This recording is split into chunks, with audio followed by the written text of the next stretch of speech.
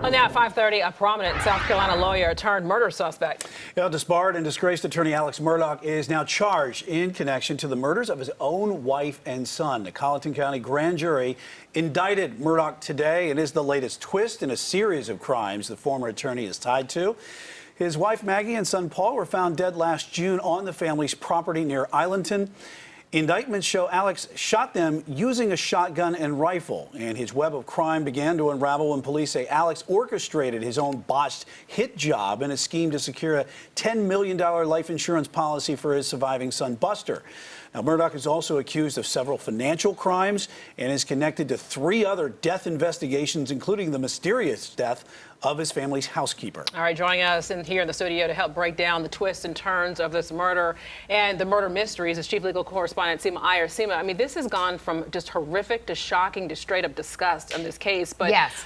Looking at these charges, is this first-degree murder we're talking about here? Okay, so there are 4 indictments, which I think was strange because usually it'd be 1 indictment with 4 charges.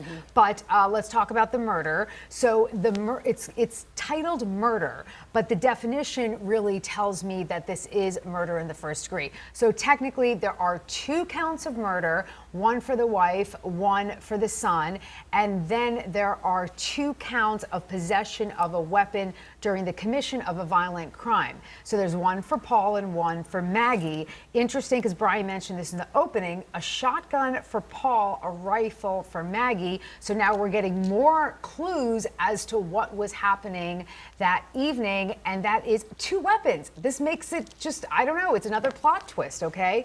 So now let's move forward. I want to talk about the type of murder that he was charged with. It is called murder, malice aforethought. So the definition in the code is murder is the killing of any person with malice aforethought, express or implied. Okay, what is malice aforethought? In South Carolina, they say that malice is a predetermination to commit an unlawful act without just cause or provocation, and malice is a willful or intentional doing of a wrongful act.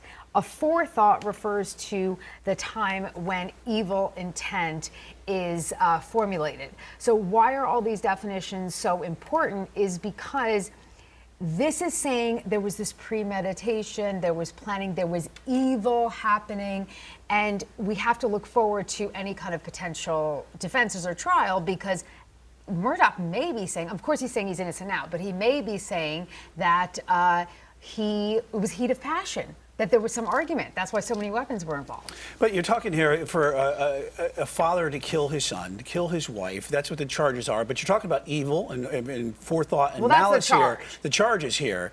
Could he get the death penalty, and how much time is he kind of facing here? So in South Carolina, they don't always seek the death penalty, and they usually do when there's aggravating circumstances. So when you think aggravating, think makes things worse, mitigating make things better, right? So aggravating could be that this guy has 80 other charges. He's got 1 million cases going on, but it doesn't necessarily have to be, okay? So more than likely, I don't think they're going to seek the death penalty. But altogether, I believe right now with all the cases, and again, these are concurrent, which means on top of each other. Consecutive means back to back to back to back. He is looking at more than 734 years in prison.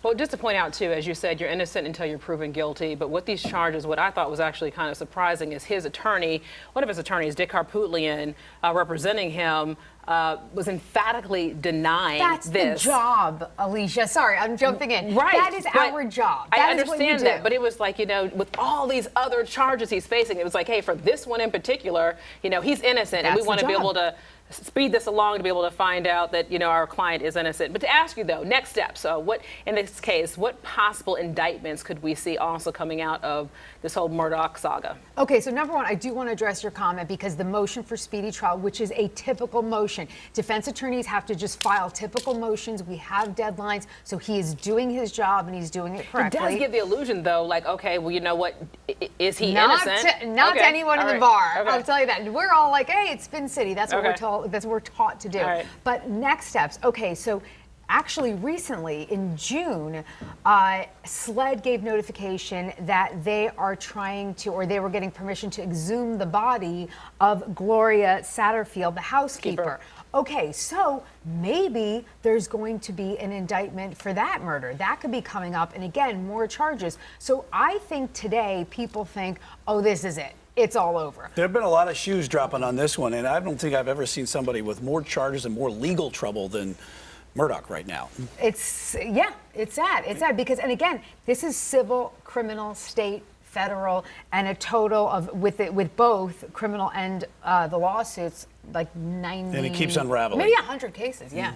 Right, to Brian's point, I mean, it keeps unraveling. I mean, just when we think it's over. And again, I also want to point out what we're really waiting for right now is the evidence. What is the evidence that led to these indictments? Is there DNA? Is there ballistics? Is there crime scene?